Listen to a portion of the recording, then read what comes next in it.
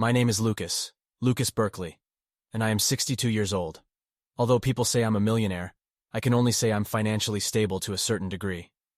Also, unfortunately, I became a widower having lost my wife Anna and our unborn child in a boat accident several years ago. I never remarried since then. This was a promise I made to her while we dated. But anyways, I survived. But what did I survive, you may ask?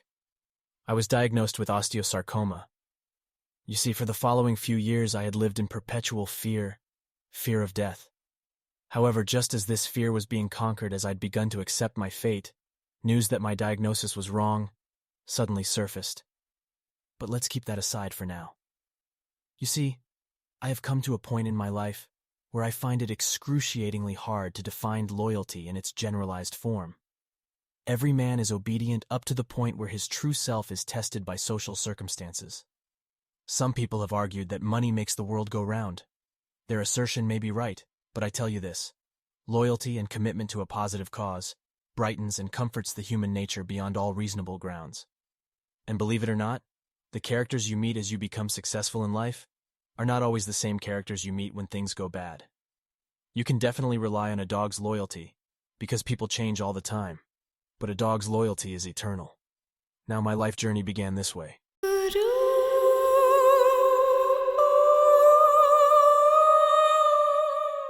What do you mean you are confused, dejected and betrayed?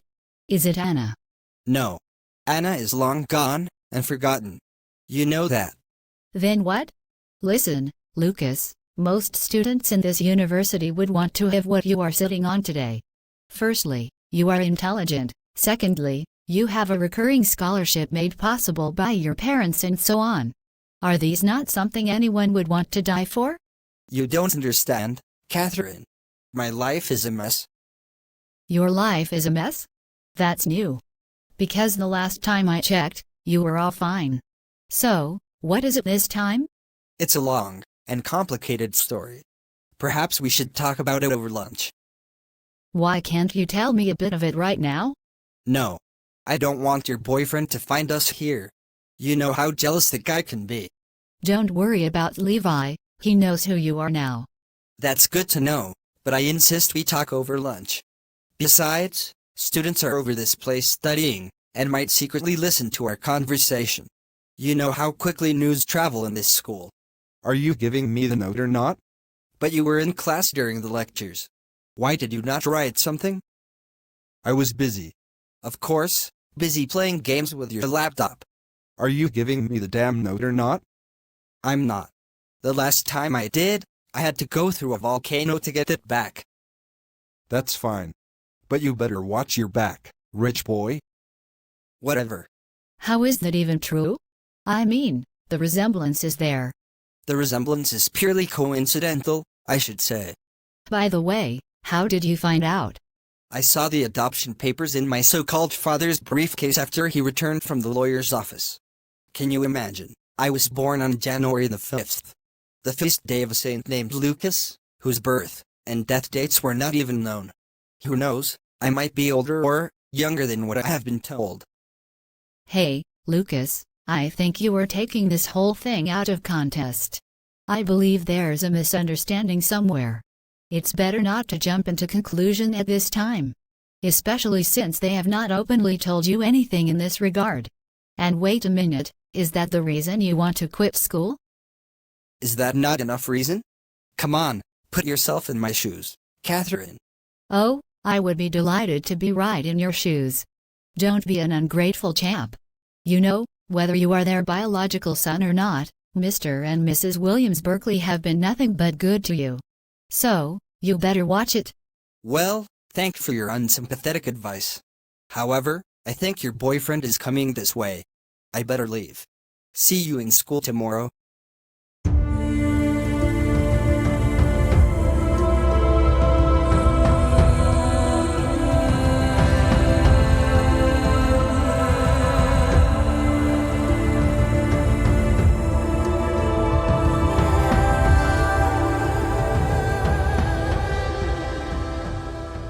Okay, let's say you've managed to convince me, and all of us sitting here, with your superbly tailored fiscal analysis, I am still unsure where our financial institution is headed, because my records indicate we are in big trouble. What's more, we have been losing our customers to bigger banks, and you know the dire implication of such a situation. Also, Mr. Romy, I called this meeting for you to explain to us how the $200,000 meant for certain bank upgrades went missing. This is preposterous. Are you calling me a thief in the presence of this people? Lucas, you and I know how things work in this bank.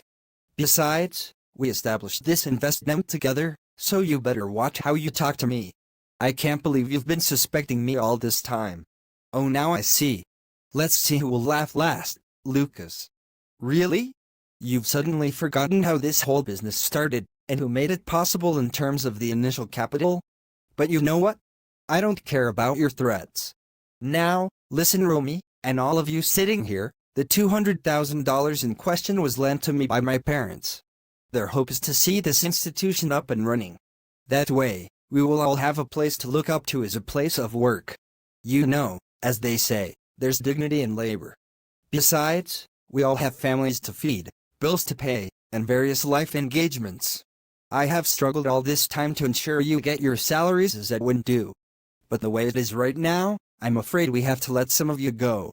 I'm not saying it's immediate. But you know, $200,000 is a lot of money for a microfinancial institution to lose.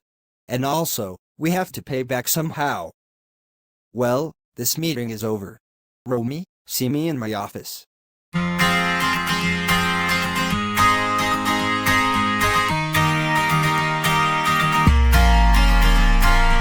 Lying here, pretty sure alone and tired of sleeping on my own. You are late. I don't like waiting for people like you. I apologize, Don, but I had a few snags on the way. Besides, it took me a while to locate this place. Straight to business, who is this guy you want me to put down? His name is Lucas. Lucas Burckley. Do you have his picture or address? His pictures are in my phone. But I could give you his address if that would suffice. Well then, let me have his address, and a glimpse of his picture. You have your phone here, and the full payment, right? Of course, I do. But, well, the money is in my car. Good. Once I get the cash, your job will be completed in 2 days. And since the target is wealthy, you will usually see the outcome in the news. So, don't expect further action from my end. Shall we go to your car now? Dad, I apologize for my lateness. I had a busy day. I'm not bothered. You want to take the call? Nah. It can wait. This is more important. So, how are you, Dad? I'm okay. About this business of yours. I mean your bank, what the progress report with the investigation regarding the missing money? Or, perhaps you'll need my help. No. I don't need your help for now. But so far, the preliminary investigation and our specialized audit reports suggest Romy may be held culpable for the missing money. We are waiting for the complete report, which would be out by next week or thereabout. I'm really hoping everything goes well. Like I said, if you want me in, I could fast-track everything, and your so-called friend and business partner would be in front of a judge in no time. Alternatively, you might as well do away with the facts-finding. It's raising a lot of tension. And you know me so well, son, I do not like attention. You are getting me confused the more. What do you want me to do? It's simple. I am about to relinquish Burckley Incorporated to you, son. The paperwork has since been put in place a few months before your graduation.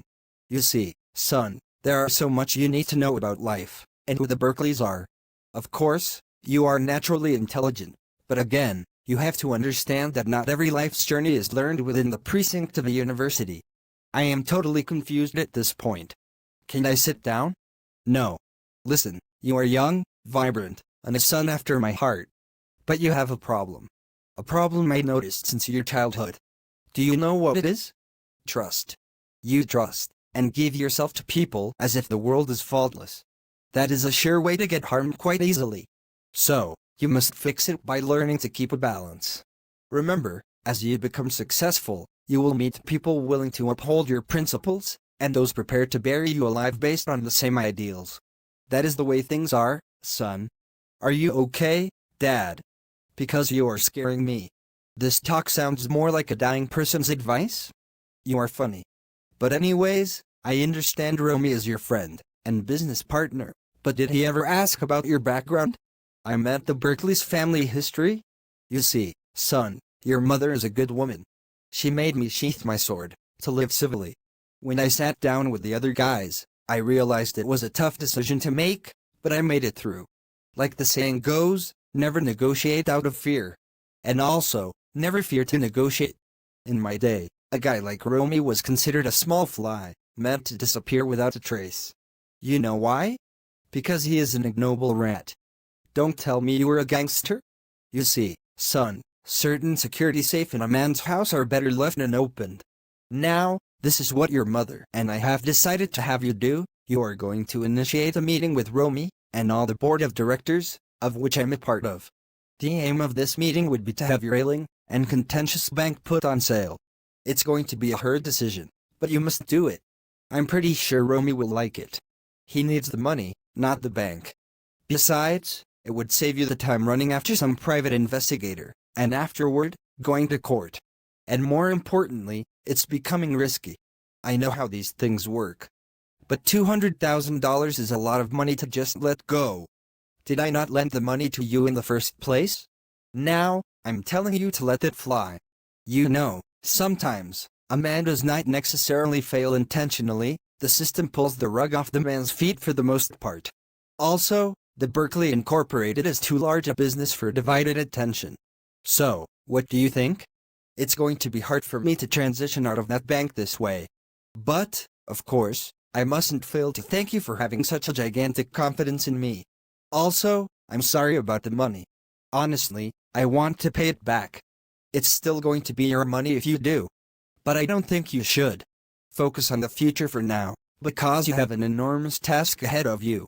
Also, you need to settle down and give us some grandchildren.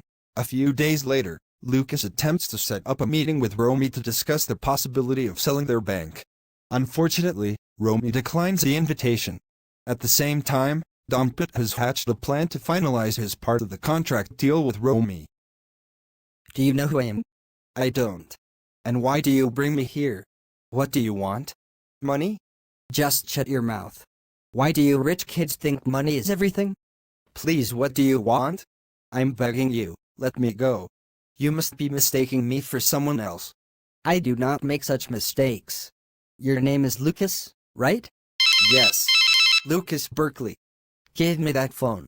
And wait a second, Burckley? Lucas Evangelo University? Yes. But who are you? Of course you can't recognize me. I'm Peter. Peter DeMillo. Age 242. What? Peter? Is this really you? You are now Dompet? This is incredible. What's the matter with you, Peter? You seem pretty sad these days. Listen, I'm on the verge of dropping out of school, Lucas. My tuition is becoming harder to come by. But I thought that had been sorted out. I thought so too, but my mother is passing through hell even to provide basic household needs. I wish I could assist her. Perhaps I should drop out of the damn graduate program and get a job with my first degree. That kind of makes sense. But you are more than halfway done with the program. You know what? I will talk to my parents once I get home today. I'm sure they can do one or two things in that regard, by God's grace. You will make that possible?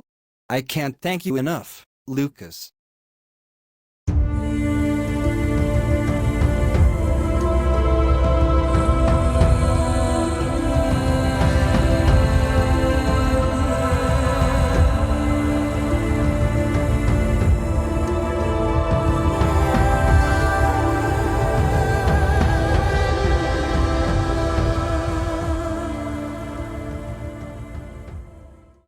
But who will want me dead at this my fair age?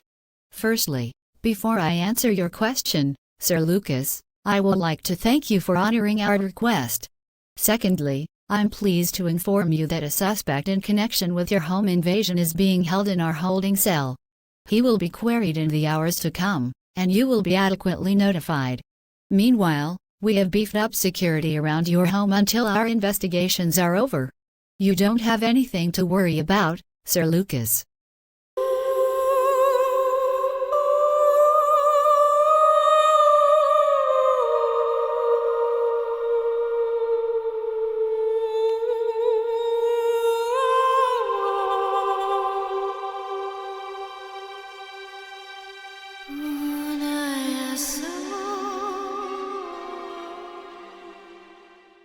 What a life. I thought I might get it right this time. But you know, greed. Greed is the culprit, because it often blinds us from seeing things from the perspective of people who care a lot about us. Like they say, I wish I could turn back time. It's too late now. I can only hope for a miracle as it is.